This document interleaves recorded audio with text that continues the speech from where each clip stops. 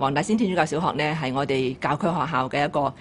非常好嘅一個學校。咁40年來呢都建樹咗好多人才啦，亦都喺我哋天主教教育個表達啦，我哋對學生嗰個關懷啊、嗰個愛心啊、嗰個全人發展呢都做得非常好。所以我哋都出咗好多力呢，就為黃大仙天主教小學呢係爭取多一個校舍。咁而家我身處於呢個新嘅校舍呢，就睇到有一半嘅學生可以嚟到呢個全新嘅校舍啊，咁好嘅設施，咁好嘅環境，就好睇呢間學校都好開心。咁而原有嘅黃大仙天主教小學呢，亦都有佢嘅特色，因為佢喺區內呢已經成為家長所非常之接納同埋非常之愛戴一間學校。咁能夠有另外一半嘅學生喺原校嗰度繼續發展翻嗰個社區嘅特色呢，亦都非常之好。所以今日呢，我喺呢度都好祝願兩間嘅黃大仙天主教小學，即係呢一間係新嘅慈雲山，都係黃大仙嘅一半嘅延續啦。咁我都覺得為迎接呢個新嘅世紀呢，為我哋嘅教區而家有咁多新嘅挑戰呢，能夠有一班咁好嘅同事、校長、老師領導之下，亦都有家長嘅合作之下呢，所有嘅學生呢都能夠喺我哋嘅悉心嘅栽培之下呢，我深信呢係定能夠發展得更好。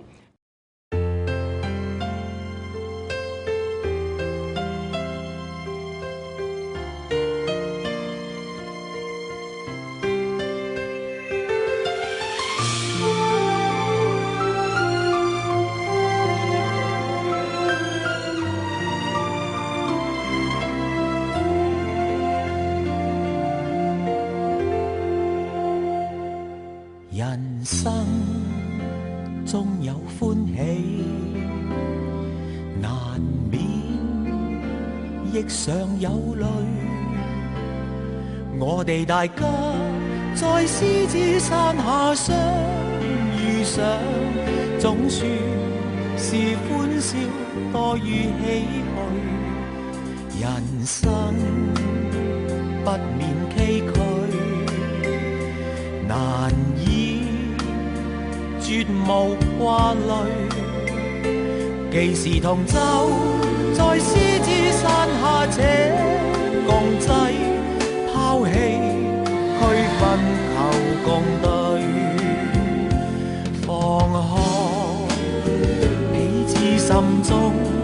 矛盾，理想一起去追，同舟人世相隨，無畏更無懼，同處海角天邊，攜手踏平崎嶇。我哋大家用艱辛努力寫下那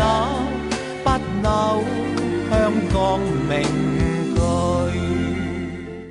辦學嘅宗旨咧，就根據40年前咧，白英奇主教去嚟到我哋呢度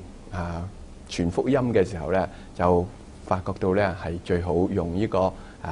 根據培育呢個社區裏邊嘅下一代咧，能夠學習耶穌基督，咁而咧響裏邊咧得到呢個全人嘅發展。咁就我哋都會係希望響最近嘅發展咧，我哋係渴望咧能夠將小朋友嘅對於中國對於中國嘅文化嘅加深嘅認識，同埋咧保存翻我哋過去國民嘅價值觀念呢個就係我哋嘅辦學宗旨嚇。咁而咧我哋嘅辦學嘅校訓咧就係自強不息響基督裏邊。咁就係我哋都係依住呢個天主子女嘅自由嘅生活咧，我哋能夠可以自己係學習，能夠咧係得到咗呢個好嘅可以講啦話人格，而咧喺呢個好嘅人格裏邊咧去自學，去不斷咁樣去更新自己成長。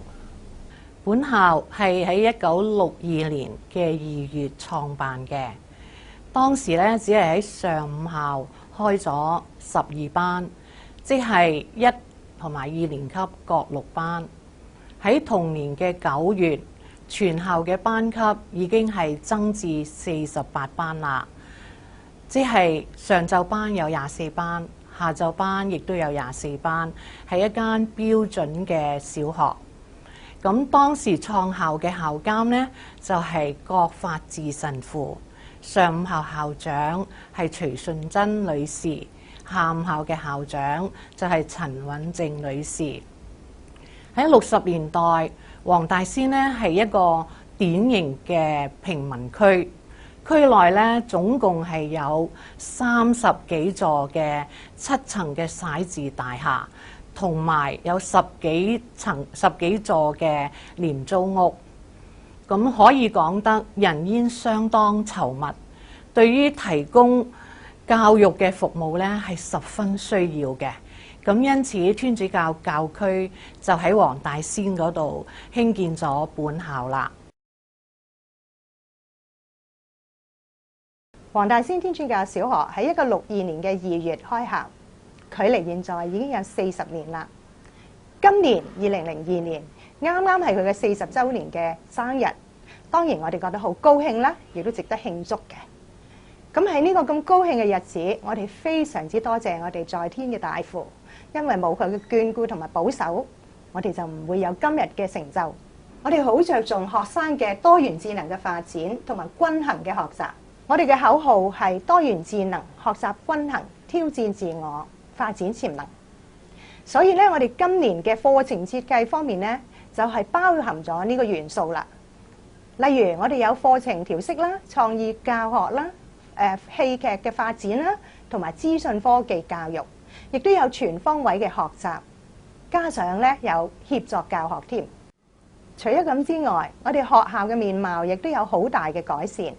因為透過大修同埋學校校舍改善工程咧，我哋有好多個室咧都係美化咗同埋改善咗嘅。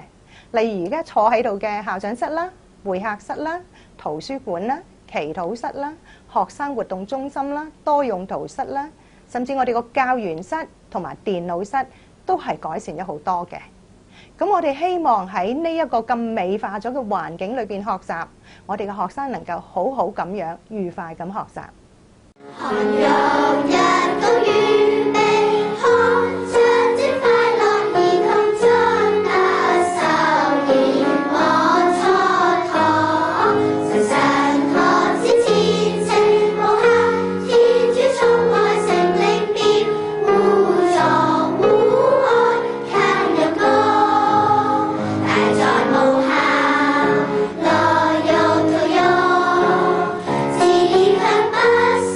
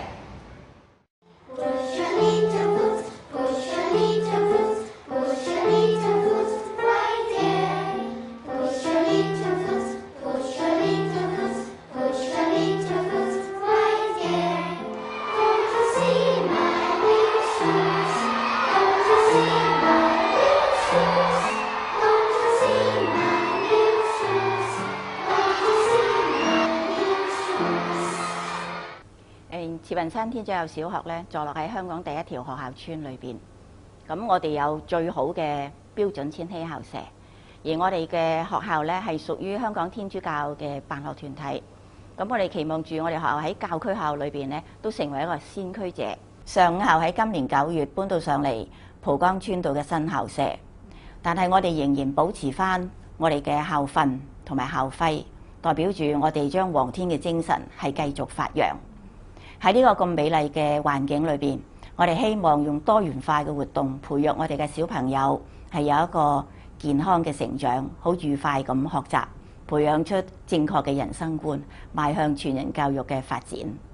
我嘅期望係我哋嘅老師能夠係喺我哋嘅校訓之下，自強不息，喺基督嘅愛裏邊，能夠培育下一代。而我哋嘅小朋友呢，係可以秉承住基督嘅精神，係努力咁樣學習，將來喺社會上作出一個回饋，為社會作出貢獻。我希望我嘅學生能夠有正確嘅人生觀，好健康咁成長，亦都有一個好愉快嘅學習。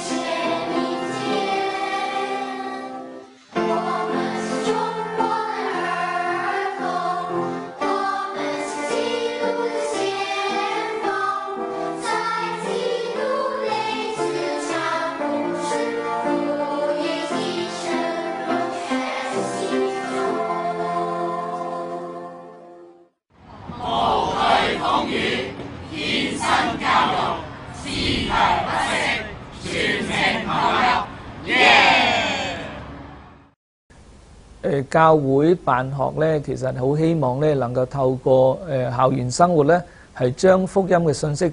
帶俾我哋嘅學生啦，同埋希望咧學生能夠真係喺嗰個校園生活裏邊經驗天主對佢哋嘅愛啦，同埋希望佢哋能夠明白生命嘅意思係乜嘢。